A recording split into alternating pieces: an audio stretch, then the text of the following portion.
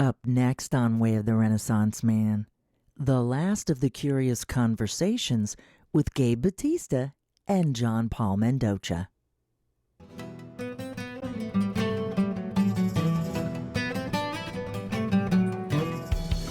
Welcome to the Way of the Renaissance Man podcast.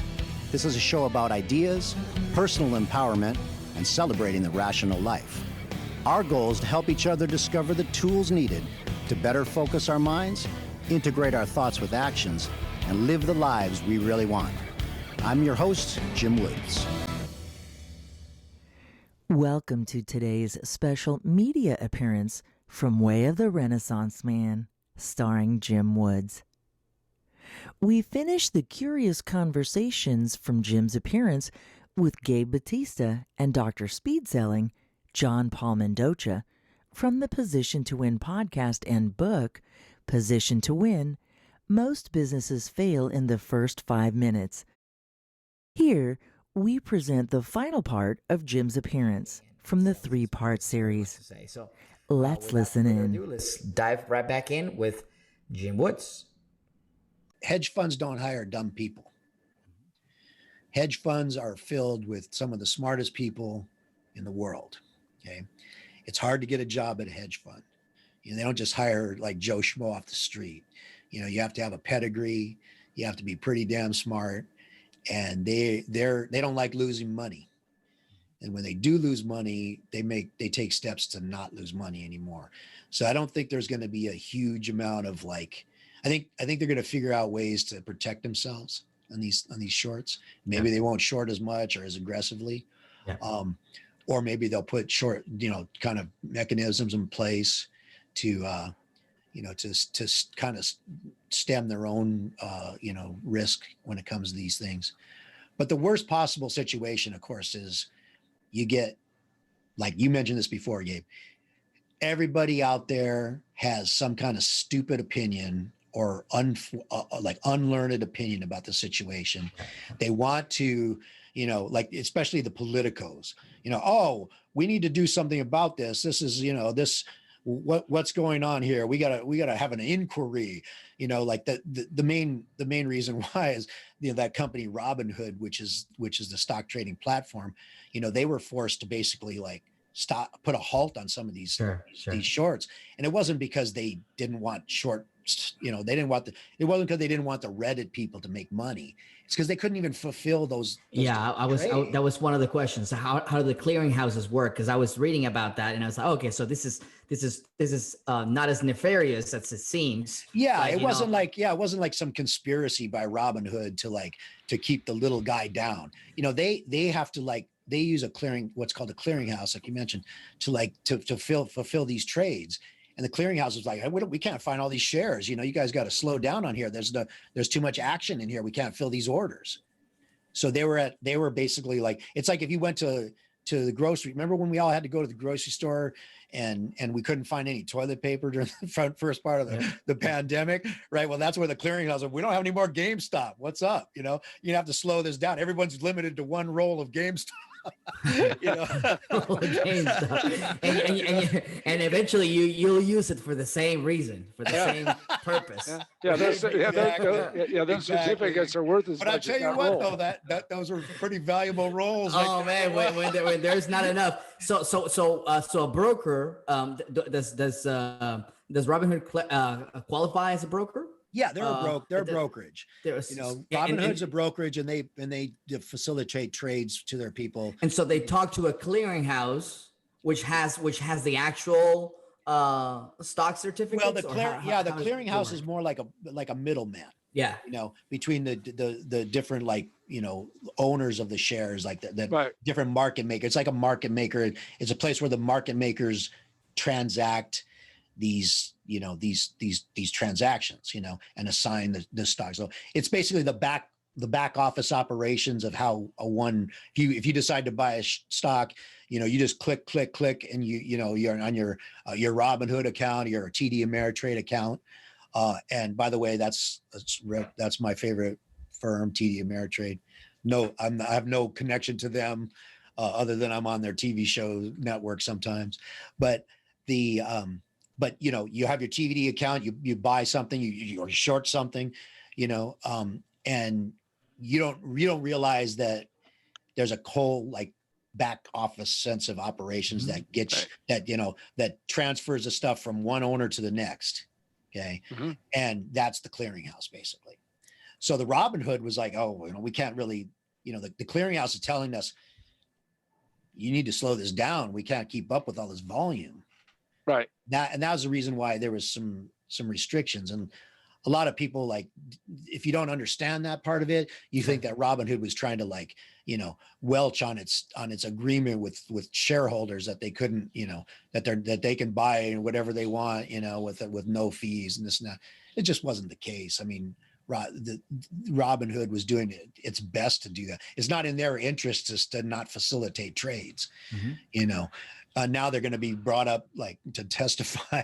The CEO is going to have to talk to like, some congressman, which is always a joke because most of them don't know anything about the subject. I mean, I remember earlier this year, there was a lot of social media companies like Mark Zuckerberg and Jack Dorsey and Twitter and even Jeff Bezos was dragged up and it was funny because you could tell that the congressman did not know what the hell they were talking about, had no clue about what the company did, how they monetize their people and stuff like that. So it was just kind of a joke. Now later, when they were brought up later, they realized, oh, we got to get a little smarter about this. So they had a little bit better questions, like, subsequent questions and things like that. Yeah, Plus it was like, there was a lot of kind of, the social media companies did have some discrepancies when it come to like, regulating one set of voices versus another. No. And it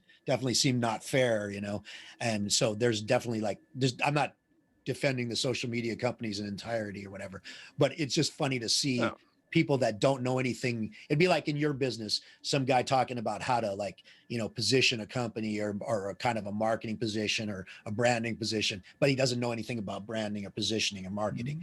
But, he's asking you questions about like, well, why would you do this? Why would you do that? But he doesn't know anything about it. So you would just look at him like, you don't know anything, why would, well, that's a stupid question. But, of course, Mark Zuckerberg can't say, well, Senator, that's a dumb question. You wish he could, you would love to have them do that. But it's the same thing with the Robinhood thing and with the Reddit thing with the hedge funds and stuff like that. Some hedge funds made a mistake. They got caught. Other hedge funds like made a lot of money because they were short. They had the same kind of shorts. They benefited from the short squeeze. So to me, one of the things that came out of this, and I am absolutely in agreement that we don't need more regulation. Oh, no, please. Yes. The reality of it is that we have a different time in which people can trade and how they trade. The downside for many of the people who did really well, in my opinion, having watched this from my Vegas days, is that somebody walks in and believe me, no casino sets it up like this, but it's like the universe. And somebody walks in and they are clueless and they start playing and they start winning a bunch of money. And they're ecstatic because they've now realized that they're the genius that is going to take down Las Vegas. And then by the end of the stay of the trip, even though they've been up, they've lost everything. They borrowed money from their girlfriend. Their buddy says, no, I won't give you an extra $20 because you've burned through it all. And in this case, with these guys, with these traders, is that a lot of them are going to end up with a big ass tax bill, and they sure better put some money aside and all that, because the IRS doesn't like look kindly and say, well, you had it and then you lost it, but we want our part that you had, because that wasn't all yours. This percentage was ours.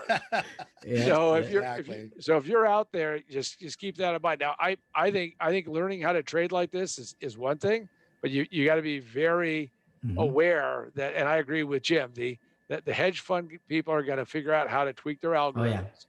And when they see this whole swelling thing coming up, what they're going to do, to the chagrin of all of you all out there, is that they'll come in and do massive buying. They'll buy against their own position to help drive it even higher.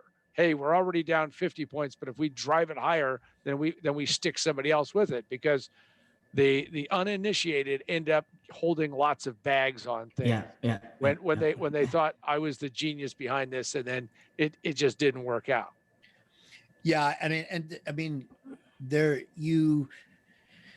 a reason why there's a lot of big hedge funds out there that there's a reason why people that run hedge funds have yachts and Lamborghinis and jets, because they know how to play the game. Right. It's not because they're ripping people off. It's because they're successful and they know how to work the system. Yep. And I mean, yeah, you're right. I mean, now I give full credit to anyone who made a lot of money during this, that, as like a Reddit type person. Sure. You got to give them props. Yeah. But like you said, it's like you won that hand, man. That was a good hand. I mean, yeah, what it was a good hand. But it's like I'll bring it back to something that John knows about in his early years. So you go to the poker table and you're sitting there, and Doyle Brunson's there and Amarillo Slim's there, and you might draw like a couple, you might draw some good hands and beat them. Okay. But guess what? You spend a few hours at that table, you're going to go home with nothing. Okay? And think about that. Like, that's a perfect analogy, sure. With these hedge funds and stuff. These hedge funds are like Doyle Brunson and Amarillo Slim, and Johnny Chan, right? There's all these top players, right? And they know how to work this. They know how to play better than you, sure. Even though you might beat them because you're like, you got a good hand and stuff. So keep that in mind. If you're out there, like, and you think you're like, you're smarter than the market and you're going to beat them consistently, might want to think that over again, Oh yeah, no, I can clearly remember sitting at the table in Vegas and having a guy saying I'm the toughest player in Bismarck, North Dakota, and in our heads we were saying, this ain't Bismarck, pal. Exactly. You're not here. You're not in Bismarck anymore, Dorothy. Yeah. And he went home with his tail between his legs. Well, we always said, make sure you have that bus ticket money, because we're not going to leave you with enough to take a plane. Exactly. So. Well, I think that's great insight, and that actually, I think that this new type of trading is going to bring more money into the market, which kind of gets us to so how do you see the markets playing out for 2021? What do you see right now? Because, there's lots of talk that, we're on the precipice of whatever. But what do you see about 2021 from your position? Yeah. I mean, the thing is, like, people have been saying for the last several years that, we're on the cusp of a big downtrend. Okay. And that was before the whole COVID thing. And when the COVID thing happened, okay, this is it. This is going to be the mother of all bear markets and, running high and this thing. But that didn't happen. 2020 was a great year for markets. 2021 will probably also be a great year for markets. And for some of the reasons that I talked about earlier, the fiscal stimulus, the monetary policy, the COVID vaccine and return to normalcy situation. Yeah. All those three things are kind of like the three big drivers right now for markets, and they're all in place. Now, does that mean that the market's going to continue to do well in 2021? No, it doesn't, because markets have a funny way of kind of doing what the opposite of what you suspect they're going to do. Just like in 2020, everyone expected the market to go down because of COVID, but it didn't, Yeah. So I mean, I would expect my expectations are for a slightly more modest year than we had last year in terms of like that from March to all the way to like the end of the year, because we did see some really aggressive buying, and we're going to see some aggressive buying, I think, in the first quarter as well. This is going to be a good quarter, but the problem is like markets tend to kind of, revert back to the mean, and so if everyone's like buying, once the selling starts, once the profit taking starts, you could definitely see like a 5-10% pullback. You can definitely see like a lot of things not continuing to go well. Like if the vaccines start to fail, if we get these new waves of of COVID, these new strains of COVID that are like vaccine resistant. And then we have to have some more lockdowns, or you get some kind of like new tax proposals that, that might look like they're negative toward capital gains and stuff. And we've already heard some rumblings of that. Although I don't think that's going to happen this year. I mean, it would be like folly, I think, to raise taxes right now when you're spending all the money that you're spending too. It does not make sense to do that. But then again, what makes sense to do and what Washington does are often two very different things. So sometimes the opposite. Exactly. Most often the opposite, So, but we'll see. I mean, I don't expect that to happen though. I mean, I expect there to be like, it's in the interest of the administration and the government per se to just kind of foster what's going on right now. I think they're smart enough to know that. I think I know Yellen is smart enough. Janet Yellen, Treasury Secretary, is smart enough to know that. I think the Fed is smart enough to know that as well. And I think Joe Biden's smart enough to know that, because he doesn't want anything to sully his first year in office and first couple of years.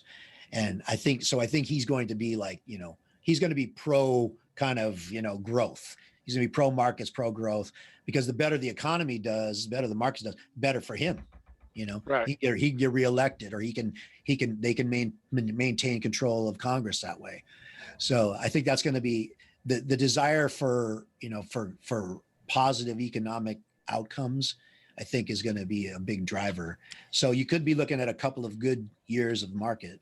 Now, that said, there's always unknowns that can come into things. You could have some kind of like unknown, so unrest in terms of like, China or Middle Eastern unrest. You could have all kinds of different, unknowns. Remember we had Brexit a few years ago, and that's barely like, getting, that's all over now. But for a while there, that was a big negative on markets. Sure. Right. Like it was a big unknown, so there's always going to be markets are replete with unknowns. They're replete with, well, what are earnings going to do this year? But as we see things now, okay, it looks like it's going to be a solid year of earnings growth, positive tailwinds on the monetary and fiscal front, and positive tailwinds when it comes to the vaccine and the kind of return to normal.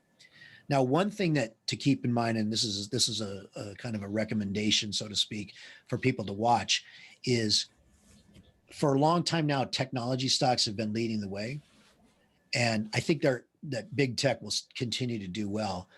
But you want to now kind of keep your eye on some of the more value-oriented plays out there, because those are going to start to look attractive, because money wants to rotate to the areas where it sees the most value, the most, most Right. potential for growth. And a lot of these stocks out there have not done real well over the years. But if there's now a return to normalcy in the markets in terms of earnings and in terms of like the vaccine and people going back, you're going to see a lot of like kind of, industrial stocks do well.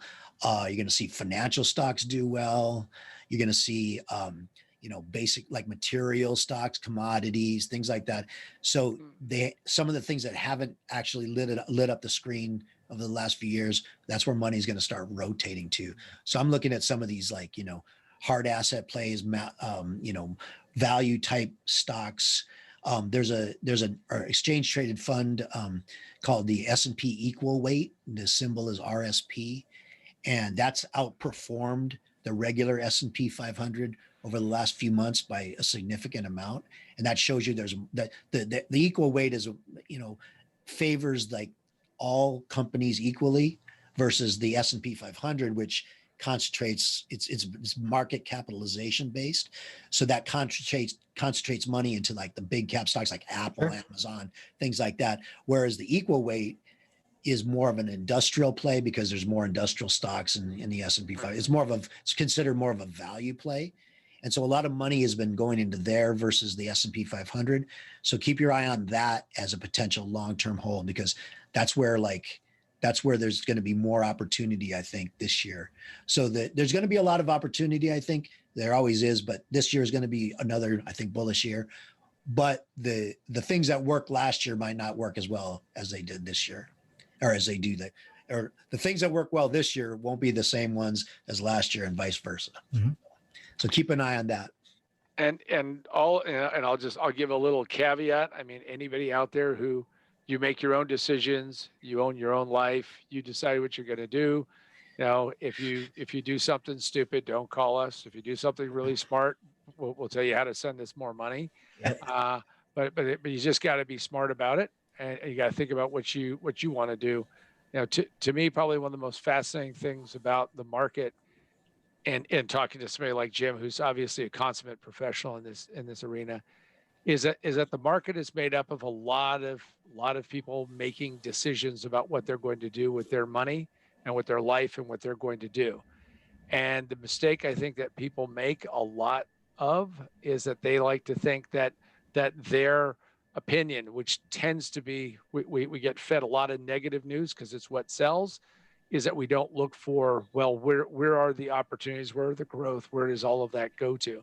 And if you look for that, then I believe that you're going to do better in your life than not, because you can easily dwell on the negative. I mean, let's face it, we're all going to check out at some point in time, and it's not going to be, not going to be pretty. It's not going to be good.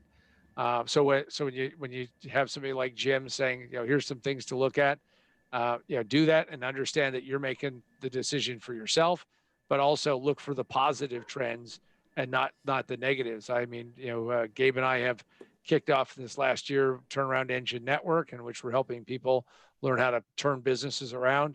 And the thing that always shocks me about discussing this with people is that they'll say, John, hey, look, these guys went bankrupt. These guys went bankrupt. These guys went bankrupt, because right now that's like front page news. All I can tell you is that if you ever go to bankruptcy court, and I've been there on both sides, the parking lot is always full. Okay. So good times, bad times, the parking lot is always full. So don't ever think that just because it shows up on, a feed that you get, or the Wall Street Journal, that this is like some magic new thing, because it's happening all the time. And you want to stick with those that have a much better, brighter future. If you're going to look for the next GameStop and you get sucked into that, I'll just tell you a real quick story about myself playing the penny market so many years ago. Denver had a little penny market before the SEC shut it down for fraud. And I didn't have a lot of dough. And so this broker, I knew him. I bought this stock. I paid a dime. It roars up to $1, went to $1.10. I called him up and said, sell all my stock. He goes, buddy, this thing is going to be $5. And I said, sell it all. Give me my money. Oh, come on. Bought it, or I sold it, took that money, put it in my pocket.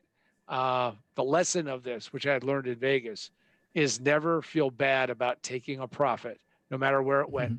It went to $3 a share. He told me about how important it was. And then, of course, when he was indicted by the SEC, I never heard from him again. But the point of it is never feel bad about taking a profit. I mean, Jim may have a different opinion. Gabe may have a different opinion. But my belief is if you take a profit and you've done something, put that, learn from it, and then go to the next one. But never feel bad about that. And believe me when I say, you will feel angst and bad about that you didn't get that last drop of blood out of it. A very good friend of mine who was a team blackjack player can recount something that happened 22 years ago at a blackjack table. And if you let him tell you that story, you too will weep for the hands that he missed. But of course, he had walked away from the table a winner. Never, ever do that. I just wanted to say that very strongly. Jim, comments on that? Yes, there's a old saying on Wall Street, and it goes like this: a man never went broke taking profits. Okay. So we do short-term trading in some of my newsletters. I have a newsletter called the Bullseye Stock Trader, and another one called the Fast Money Alert that I do with Mark Skousen. And we are in positions for the short to the medium term. We don't short stocks in there, but we're medium term, like meaning several weeks to several months, and then we get our profits and we get out. And have we left profits on the table? Yeah, we have. But we also have made excellent double and triple digit percentage gains for our readers, because we know that we're buying things when they're breaking out, and we're selling them after they've made the big run that we expect. Now, can that run continue? Yeah, sometimes it does. But we're not lamenting the fact that we didn't make 70% when we already made 60%. Okay? Right. You made 60%. And if you're consistently making money in the markets, you're going to be on top of the world, more so than anybody who's continues to sit there and buy and hold, loot. And the one thing you never want to have done is you never want to see a big profit turn into a loss, because it's hard to find when you're investing. Trying to find a big profit is not the easiest thing in the world. It's tough. There's a lot of things that have to go right. Part of the expertise that we provide in my newsletters is, we're looking. I know how to see the different components that will give us the best chance to win. In any given stock. That doesn't mean we're going to win in that stock, but we have the best chance. That we're putting all the variables on our side that we know are historically winning variables. Okay, so the good news about that is you're putting all the right parameters in play, but that still doesn't mean you're gonna win. Sometimes you don't. But when you do, and we do quite often, way more often than we don't, we maximize those gains as much as we can, and then we take those gains. Okay, just sit there and go, oh, well, I'm up 50%. Well, it's going up. It's going up to 100%. Because a lot of times when people think that, they go up 50% and that goes back down, and then, oh, I'm only up 5% in this position. I'm only up 10%. I mean, I had a 50% loss, and you will remember those kind of missed opportunities more than anything else. Oh yeah. So because people don't remember like all the great things they did. They remember all the stupid things that they wish they had, like your friend at the blackjack table. Absolutely. So yeah, I mean, I totally agree with that. You want to make decisions. You make in life, we make the best decision if we can make the best decisions possible with the best information we have at the time. That's all we can do. Okay. Yep. And that's why it's important. Like we started off this conversation, don't make decisions based on how you want things to be. Make them on how they are. And then when you make good decisions like that, yeah, by all means, work on the background to make the world that you want, but until you're able to actually take advantage of the current situation, it's pretty tough to make the world how you want. You might want to be a great novelist or whatever, but if you're just getting there, you got to get a job so that you can actually have time to write or something, to feed yourself and your family. So you got to just the reality is you got to do something, and then you can work on whatever you want to do after that. I know the beauty about what we all do is this is our profession. We're doing what we want. We're trying to make the world better, and how we're doing it. And we're also taking advantage of the current opportunities that are out there now. So we're blending like, how the world is with how we want it to be. And we're helping people achieve that, the world that they want to be. That's why I like you guys so much too, is because you have the same worldview as I do. You want to help people achieve that goal. You want to help them have a better life. And at the same time, you want to celebrate the profits that you're making, by helping them do that, because you're helping them make money. They're helping you make money, and everybody wins. And, and that's all we can ask for in this world. Jim, that's excellent. Tell everybody again how to get a hold of you and your materials, because clearly, you've got a lot to offer to everybody. So let's make sure we have that one more time. Yeah, the two newsletters and Renaissance. Yes. So I have all my newsletter stuff, the services I have, and everything that you can get. My free e-letter is going to be found at jimwoodsinvesting.com. So that's all of the financial publications, the short-term trading services, the long-term trading newsletters, and the free e-letter. It's called the Deep Woods.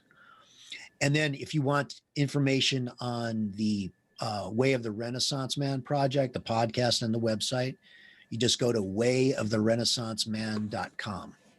And you'll find all the info there for that project, and ironically, or probably not unsurprisingly, both projects go hand in hand, although they're totally separate in terms of the companies are separate and the projects themselves are separate, but the ideas and the things you learn at the Renaissance Man site will just help you be a better investor. And the things you learn at jimwoodsinvesting.com are going to help you become more of a Renaissance man, because you're going to learn more. I try to make it as explicit as I can. When I make a recommendation on a stock or any kind of position, I don't just tell you, hey, buy this. I tell you why we're buying it. And then by those means, you become a more learned investor there, because there's a lot of the reasons that go into a purchase or a recommendation that we make are the reason you're going to learn how I think about it, and it'll help you think about the best way to invest your own money, even independent of me. So, well, excellent. And for those who I'm going to speak for Gabe right here. I mean, we're unabashed fans of Jim Woods, and check out Jim's 2 offerings, great offerings. And all I can say is that if you are smart enough to go back and listen to this and take some notes, there's a lot here. Mm-hmm. Even if you never put a dime into the market, even if you just decide what path you want to take. So many people are trapped in a life that they really don't want to live, really. This is the only one you have, as far as I know. I mean, some of you may believe in some other place down the road, but I have to tell you that you learn every single day. The reason why we're ecstatic to have Jim back a second time is that every time I talk to Jim Woods, I learn something. And that's a rare occasion, because I talk to a lot of people, and sometimes I wonder, wow, where did this person come from? But Jim always has a different insight and a different spin. Thank you for listening to this reprise interview of Jim Woods with Gabe Bautista and John Paul Mendocha from the Position to Win podcast. Way of the Renaissance Man podcast and lifestyle website are copyrighted 2021 by Jim Woods. All rights reserved. For more great interviews and Renaissance Man resources, visit wayoftherenaissanceman.com.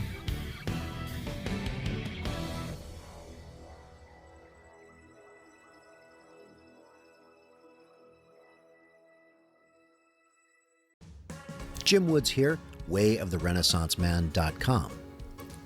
I would like to personally invite you to join me at this year's Freedom Fest conference this summer in Mount Rushmore, South Dakota, where I will be presenting how to think, act, and live like a Renaissance man.